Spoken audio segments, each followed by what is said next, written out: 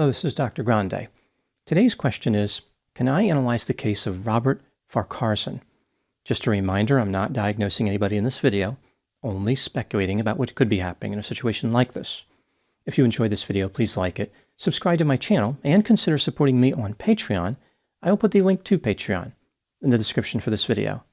First, I'll look at the background of this case, move to the timeline of the crime, then offer my analysis. Robert Donald William Farquharson was born sometime around 1969 and lived in Winchelsea, Victoria, Australia. This small town is about an hour and 20 minutes west of Melbourne. Robert was the youngest of 4 siblings. In February 1990, he met a 20-year-old woman named Cindy Gambino. In February 1994, the couple became engaged. They had a son named Jay in October of that year. In 1995, Robert bought a lawn mowing business, but as it turns out, the grass was not greener on the other side. The business failed a few years later, which cost Robert $40,000. He worked as a cleaner at a resort after losing the company. In July 1998, Robert and his wife had a son named Tyler. The couple married in August 2000 and had a third son named Bailey in December 2002. The relationship between Robert and Cindy was strained.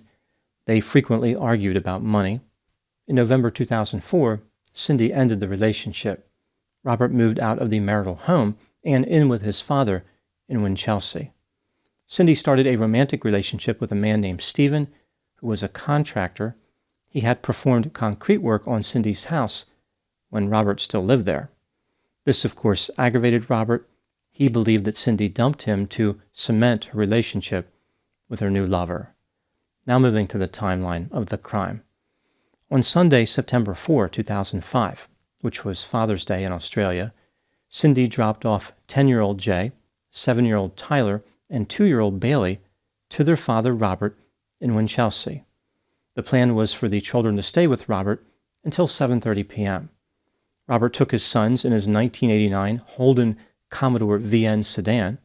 They traveled to the home of a friend before driving to the town of Geelong to see his sister Carrie at about 6 p.m. On his way back home, Robert stopped to see his brother-in-law Gary, staying for about 10 minutes. At this point, Robert and his sons left Gary's residence to make the drive to Winchelsea. He drove west on Princess Highway. At about 7:10 p.m., Robert's vehicle left the road and traveled into a dam on the north side of the highway. The car sank in the water, which was over 20 feet deep. Robert managed to escape the vehicle right before it sank, but his 3 sons drowned. After making it to land, Robert flagged down a vehicle on the highway containing 2 men, Shane and Tony. Robert said, "Oh blank, what have I done?" before explaining that he killed his children. He blamed a coughing fit or a failed wheel bearing on his vehicle. Shane and Tony offered to assist Robert with saving his children. Robert declined. Instead, he was interested in getting a ride to Winchelsea in order to tell Cindy that their children were dead. After arriving at Cindy's house, Robert told her that he had killed the children after driving into a dam. Robert and Cindy then traveled to the scene, and Cindy called emergency services. The first emergency vehicle arrived at 8:07 p.m.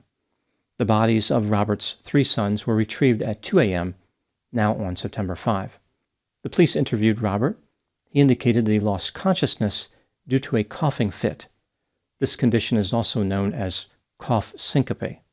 He explained his failure to rescue his children by saying that he exited the vehicle to go around to the other side, not realizing the water was that deep.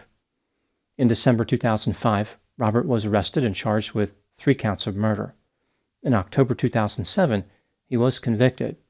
The next month, he was sentenced to life in prison without the possibility of parole.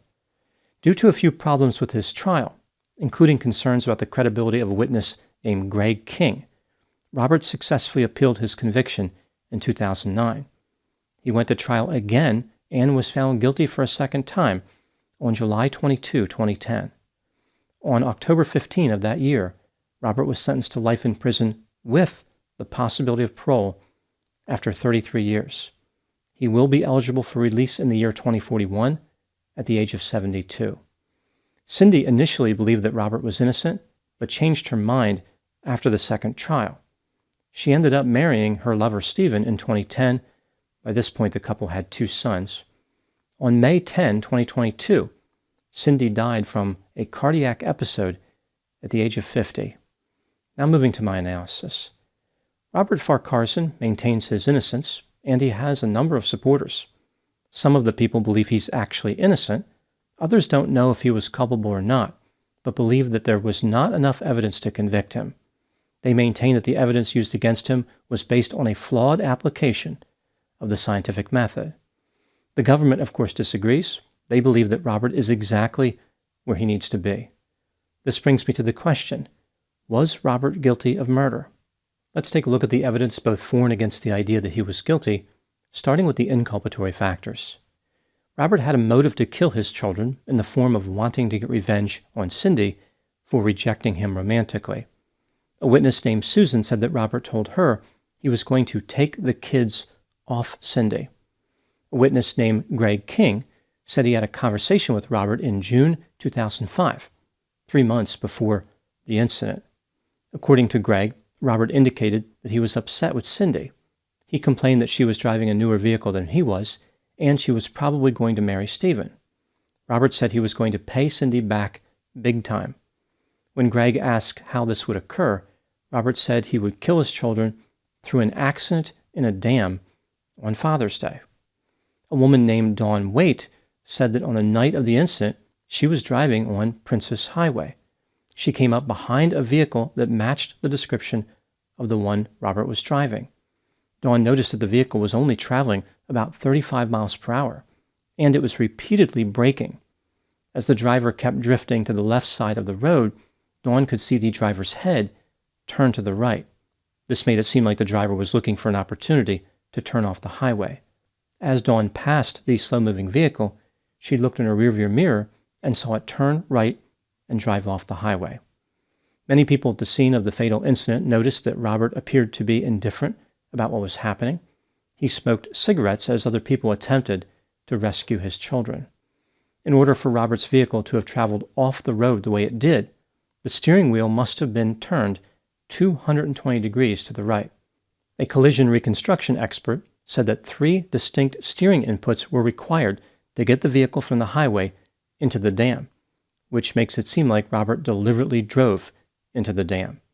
Even if Robert somehow did run off the road through no fault of his own, it seems unusual that he drove into the water. In the 8 years preceding the fatal collision, 7 vehicles left the highway and traveled through the fence in front of the dam, but none of them ended up in the dam. A medical expert for the prosecution indicated that it was extremely unlikely that Robert had a coughing fit that rendered him unconscious. It seems incredibly convenient for Robert that he had this mysterious medical episode at the exact moment on his trip where his vehicle would end up in a dam. Furthermore, he just happened to regain consciousness in time to save his own life, while his sons perished in the vehicle. Moving to the exculpatory factors. As far as the motive for the killings, most men who get rejected by a spouse do not commit murder. Many people said that Robert was a loving father who greatly cared for his sons. Cindy was one of the people who defended Robert. The story that Greg King provided was not credible. He changed his story several times, with new levels of specificity being added each time, including the reference to Father's Day. Dawn Waite was not a credible witness either. She came forward to the police 6 days after Robert's conviction was overturned in 2009. A receipt that Dawn saved from a purchase indicated that at 7:15 p.m., she was a half hour from the scene of the killings. The fatal incident occurred at about 7:10 p.m. There is no way that Dawn could have seen Robert driving into the dam. After Robert's trial in 2010, Dawn doubted the credibility of her own testimony. Prosecution experts argued that 3 distinct steering inputs were required to get Robert's vehicle from the highway into the dam. However, an alternate explanation is available for those 3 inputs. The first one could have been caused by a coughing fit. This is the turn that started the disaster. Robert turned off the highway.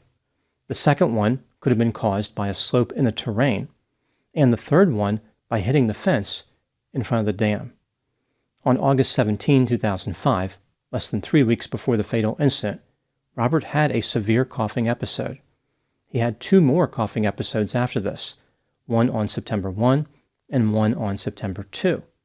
A medical expert for the defense said that Robert had many of the characteristics common in people suffering from coughing fits, including being a middle-aged man, being overweight, and having a history of smoking.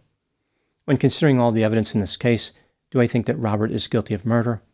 I believe that he is guilty in reality, but I am not convinced beyond a reasonable doubt. Robert deserves a new trial which involves the introduction of credible evidence. What do I think happened in this case? This is just a theory, my opinion. Early in the relationship between Robert and Cindy, there was a lot of coldness, detachment, and strife. Cindy wanted the best of everything and did not seem to respect the financial limits of the family. She later said that she had trouble giving her heart to Robert because she was preoccupied with the death of an earlier lover who had been killed in some type of accident. When Stephen started performing concrete work at Cindy's house, she took notice of him. This indicated there was a crack in the foundation of her marriage. Cindy was interested in becoming romantically involved with Stephen. Therefore, she dumped Robert. Not only did Robert lose his wife, he gained a massive child support payment. Robert had already been depressed after losing his mother 4 years earlier. Losing his marriage only made his symptoms worse. Frustrated with the situation, Robert wanted to hurt his wife. He could have murdered her, but that wouldn't cause enough suffering. Robert decided to target his children, knowing that would be the most effective way to cause devastation to his wife Cindy. This was the ultimate revenge. He wanted to take away what they had built together. Cindy could throw him away if she was interested in another lover, but in doing so, she was going to throw away every good thing that came because of the relationship. Robert selected Father's Day for the murders to emphasize how he had been discarded as a father. He knew that he had the coughing fit excuse available, but he also couldn't resist mentioning how his vehicle was in poor condition. Again, he was not happy about Cindy driving a newer vehicle than him. This was a way to put some of the blame on her. Right before he was to drop off his sons, Robert drove his car off the highway into the dam. He opened his door and made his way to safety as his sons drowned. His primary desire after committing the murders was to break the news to Cindy. This was the moment he was waiting for. His time for revenge had come. Cindy's suffering was to begin. Despite being guilty in reality, there wasn't a lot of evidence against Robert. When the only powerful witness against him, Greg King, turned out to be shaky, the government was happy to use him anyway because it seemed obvious that Robert was guilty. Robert was able to get a new trial, but then another shaky witness appeared out of nowhere, claiming to have seen the entire fatal incident. This was incredibly convenient for the government's case. Despite this witness's lack of credibility, Robert has not been able to get another new trial. I think people are ready to put this case behind them. However, that is not how the justice system is supposed to function. Now moving to my final thoughts. Sometimes people sit in a marriage unhappy and just hope for something to change. They might not know what they are looking for in life, but any opportunity for something different may be enough to leave the marriage. If a new potential lover happens to stumble in front of them, they quickly leave the marriage and say something like, "Oh, I was unhappy the entire time. It was definitely not this new lover that caused me to leave." The problem with this is the rejected spouse is never going to believe that story. This facilitates the construction of a victim narcissist narrative from the rejected party. They draw strength from the injustice and seek the ultimate revenge. Those are my thoughts on the case of Robert Farquharson. Please put any opinions and thoughts in the comment section. They always generate an interesting dialogue. As always, I hope you found my analysis of this topic to be informative. Thanks for watching.